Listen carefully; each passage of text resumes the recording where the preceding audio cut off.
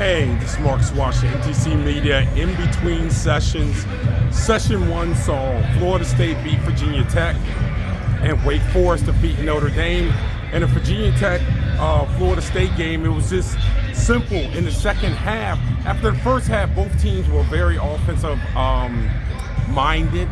There wasn't too much defense in the first half. In the second half, Florida State's athleticism really got to Virginia Tech. They were starting to get deflections, caused some turnovers, making Virginia Tech feel uncomfortable. And then on the flip side, you have Jameer Watkins able to get downhill constantly during the game. He ended up 9 for 15 from the floor.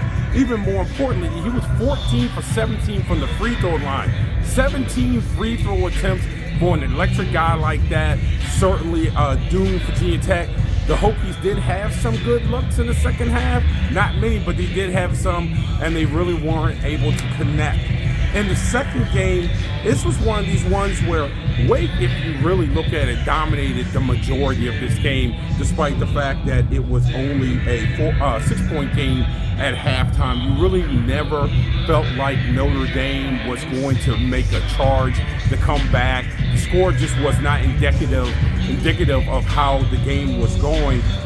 Wake Forest did a great job on the primary ball handler for Notre Dame, Marcus Burton. Forced Burton into shooting 4 for 16 from the floor, even though he was 12 for 12 from the free throw line. It's certainly the way they defended, getting 2 on the ball, as Coach Forbes talked about in the post-game presser.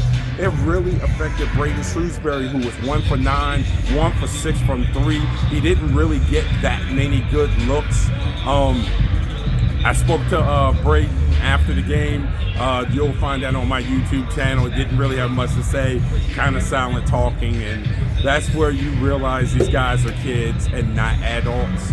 So certainly I did not want to just keep badgering that young man, but get on my YouTube page. You'll be able to see that. The leaders for it, Wake Forest had 4 guys in double digits, led by Kevin Miller, 17.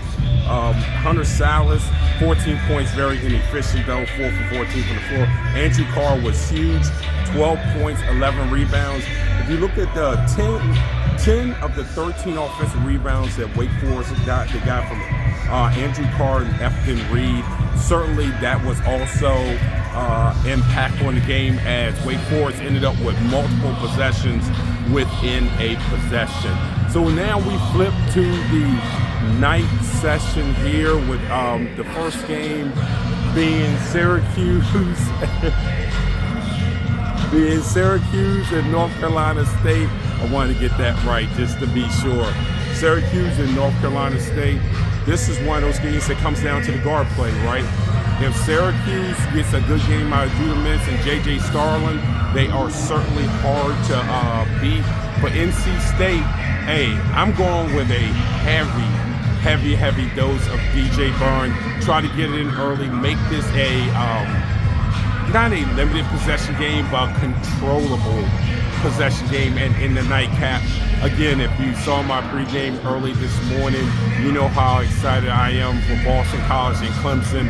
Whenever you can get Quentin Post versus PJ Hall, hey man, there is nothing wrong with that. That's a must-see game. And a lot of times that 9:30 game in the ACC tournament, boy, that usually has some weird things happening in it. It's Marcus Washington from MTC Media. You will be hearing from me later. Can't wait.